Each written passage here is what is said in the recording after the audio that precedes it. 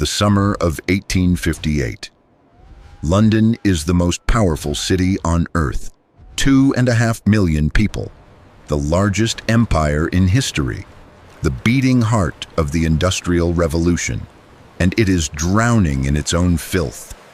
The River Thames, the artery of the city, has become an open sewer. The smell is so unbearable that Parliament itself is forced to shut down. Members of the most powerful legislature in the world flee the building, their handkerchiefs soaked in chloride of lime, unable to breathe. They called it the Great Stink. But from that moment of absolute crisis, something extraordinary was born. This is the story of how one city stared into the abyss and built its way out.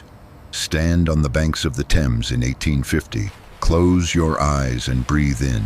What you smell is the accumulated waste of 2.5 million human beings, hundreds of thousands of horses and dozens of industrial slaughterhouses, all flowing, untreated, into one river.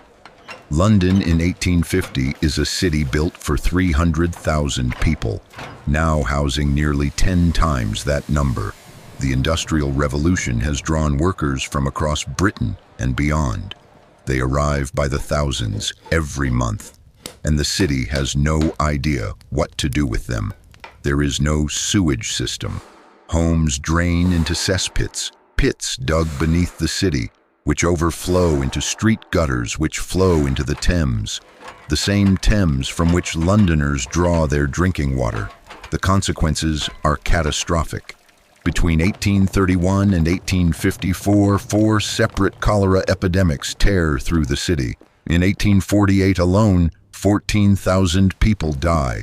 Entire neighborhoods are wiped out in weeks. Victims wake up healthy and are dead by nightfall.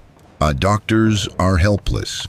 The cause, as far as most scientists are concerned, is miasma, bad air rising from rotting matter. The science is wrong, but no one knows it yet.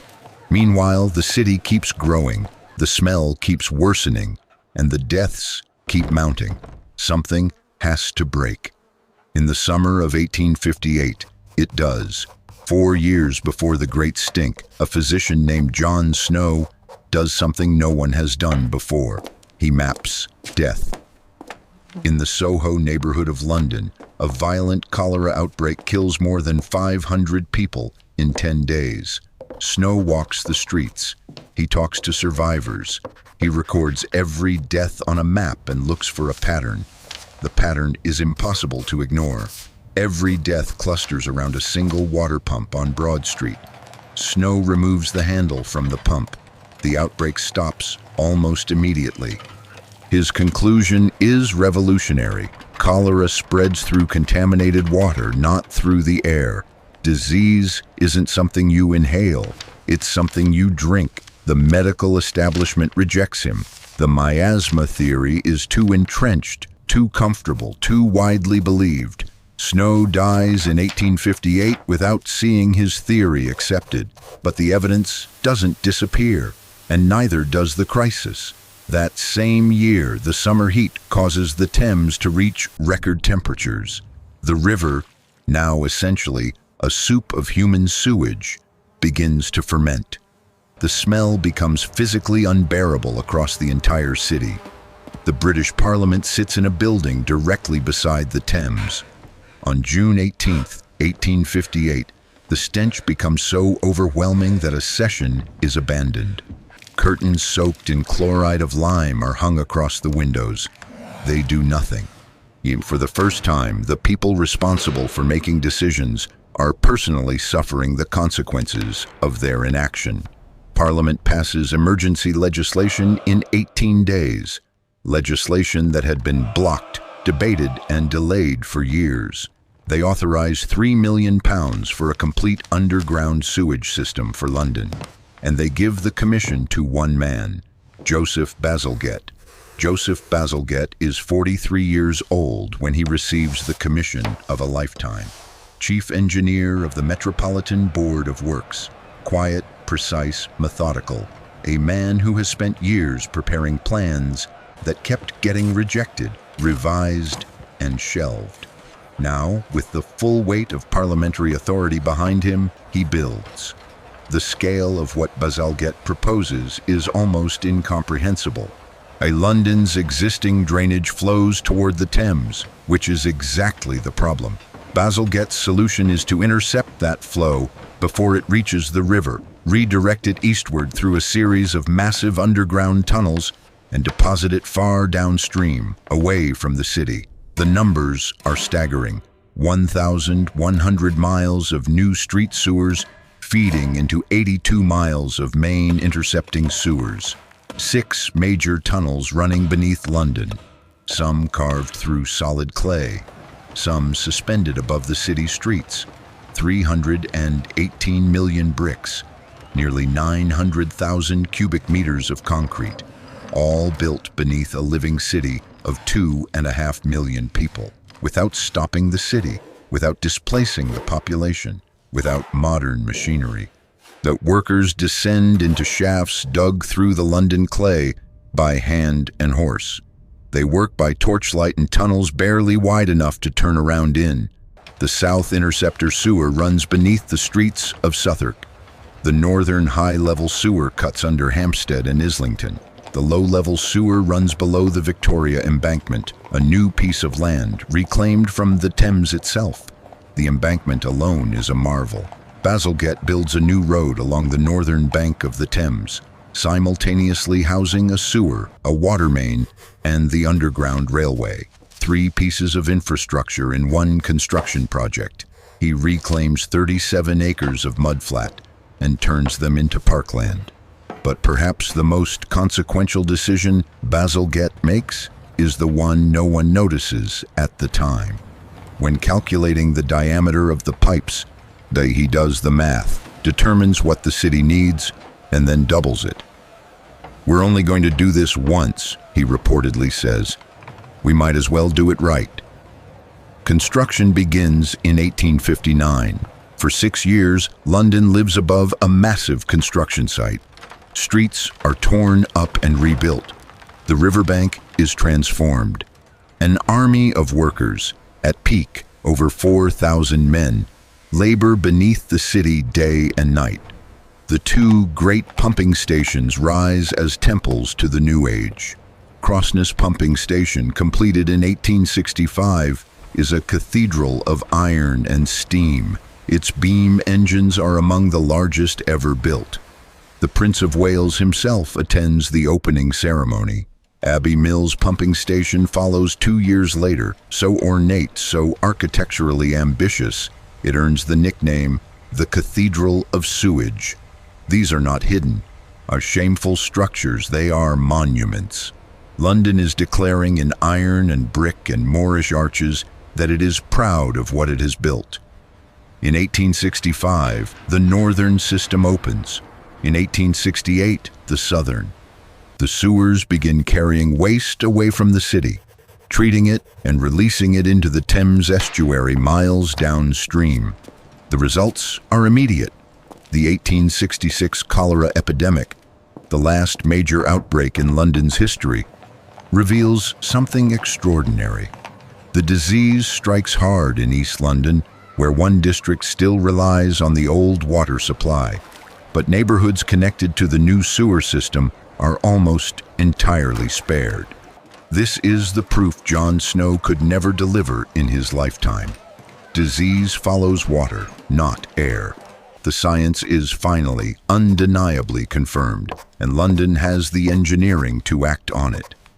After 1866, cholera never returns to London. In the decade that follows, infant mortality falls sharply, life expectancy rises. Typhoid, another waterborne killer, retreats from the city. The Thames begins slowly to recover. Fish return to stretches of the river that had been dead for decades. Bazalgette does not stop. He builds new bridges. He redesigns the Thames embankment.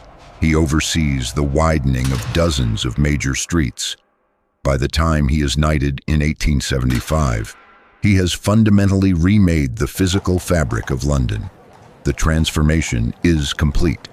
A city that had been slowly poisoning itself has built its way to safety. Let's pause here for a moment, because what Bazalgette built is more than infrastructure. It is proof of something. In 1850, London faced a crisis that seemed unsolvable. The city had grown faster than any city in human history. Its physical systems had collapsed under the weight of its own success. Disease was endemic. The river was dying. The political will to act had failed, repeatedly, for decades. And then, in the space of 15 years, it was fixed. Not by retreat, not by reducing the city's ambition, but by building something bigger, bolder, and more permanent than anything that had come before. Remember the decision Bazalgette made to double the diameter of every pipe? That single choice, made without fanfare in the 1850s, saved London again in the 1950s. When the population surged after World War II, engineers discovered that the Victorian sewers still had capacity. The system did not need to be rebuilt. Bazalgette had planned for a future he would never live to see. He built for his grandchildren's grandchildren. That is what engineering at its finest looks like. Walk through London today, and you are walking above Joseph Bazalgette's work. Most of the original sewer system is still in use. 150 years of London. The Blitz, the post-war boom, the modern city of 9 million, has been supported by tunnels built by hand in Victorian clay. The impact extends far beyond the tunnels themselves. London's sanitation revolution became the blueprint for the modern city. Paris, New York, Chicago, Hamburg, every major city that built a modern water and sewage system in the decades after 1875 looked to London as the model. The science that London's sewers helped confirm, that disease travels through water, that clean infrastructure saves lives, transformed public health globally. The hundreds of millions of people alive today owe their existence in some small way to the decision made in the summer of 1858 to finally act. Bazalgette saved more lives than any general of his era, without firing a shot, without a battle or a treaty, just engineering will and the stubborn insistence on doing it right. His statue stands on the Victoria Embankment, the land he reclaimed from the Thames. The inscription reads simply, Flumini vincula posuit. He put chains on the river. He did rather more than that. The sanitation revolution didn't happen in a throne room or on a battlefield. It happened in clay tunnels 40 feet below the streets of London. It happened in the quiet calculations of an engineer who refused to compromise. It reminds us that the greatest transformations in human history are often invisible, buried beneath our feet, taken for granted, noticed only when they fail. If this reconstruction moved you, hit the like button and subscribe. There are more cities, more revolutions, more stories of human ingenuity waiting to be rebuilt. In our next episode, we go to a different city, a different crisis, and another moment when everything could have collapsed and didn't. Thanks for watching.